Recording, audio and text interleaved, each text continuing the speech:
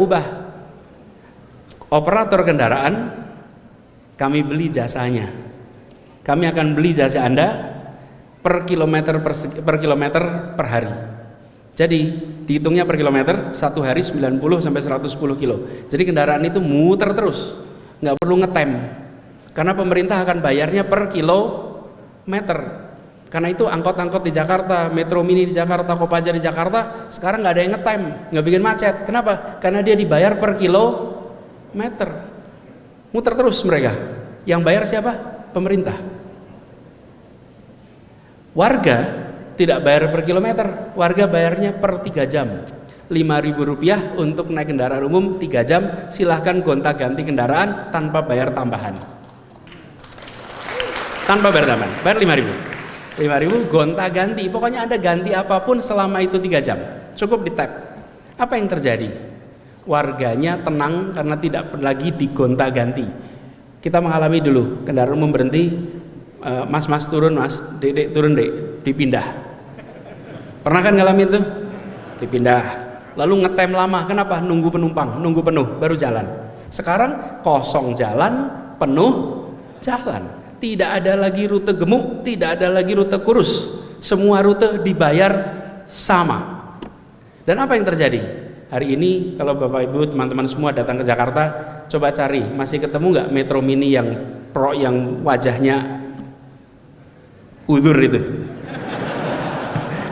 Sudah nggak ada Metro Mini udur, Kopaja udur, nggak ada. Kemana mereka semua? Mereka hilang. Kenapa hilang? Karena pemilik-pemiliknya bisa mendapatkan kredit untuk membeli yang baru karena mereka punya kontrak dengan pemerintah untuk dilayani secara bertahun-tahun, dan sehingga mereka ganti tanpa sakit hati. Tidak ada Metro Mini Kopaja yang digusur, dan tidak ada drama. Nggak ada drama, semua selesai tanpa drama. Diajak duduk sama-sama.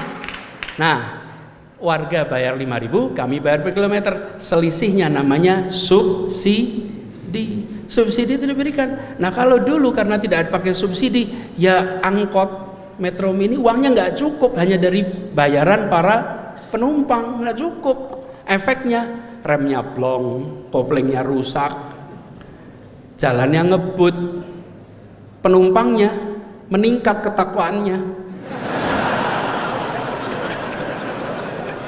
Iya, lah doa sepanjang jalan kan. Jadi itu mengerikan buat mereka. Nah, sekarang anteng. Dan apa yang terjadi sesudah itu dilakukan?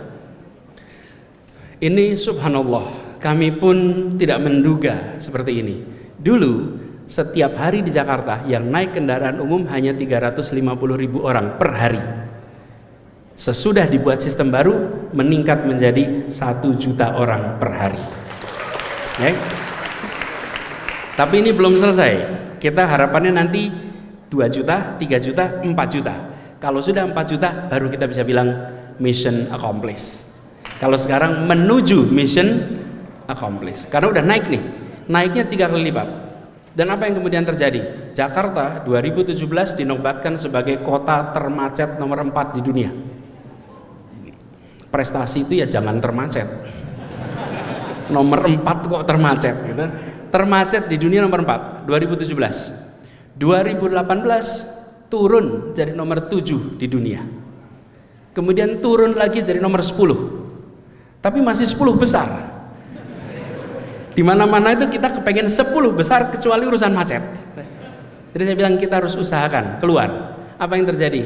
Tahun 2020 kita turun menjadi nomor 32 di dunia. Tahun 2021 kita menjadi nomor 64 di dunia. Dalam 4 tahun dari nomor 4, nomor 7, nomor 10, 32, 6, 4. Ini kerjanya gubernur? Ini kerjanya seluruh rakyat Jakarta. Ini adalah kerja semua kita. Kenapa? Lah yang pindah kendaraan umum siapa? Yang pindah kendaraan umum adalah warga Jakarta. Warga Jakarta memilih untuk meninggalkan. Kenapa mereka memilih? Karena kendaraan umumnya nyaman. Nah, pasangannya kendaraan umum namanya trotoar. Jika sebuah kota menganggap kendaraan adalah beroda, maka dia tidak akan menyiapkan jalan untuk orang. Padahal alat transportasi yang dimiliki oleh semua orang namanya kaki. Kaki itu alat transportasi yang dimiliki oleh semua orang. Tapi kaki itulah yang paling tidak difasilitasi selama ini. Saya tadi buka puasa di Jalan Kaliurang, pinggir jalan.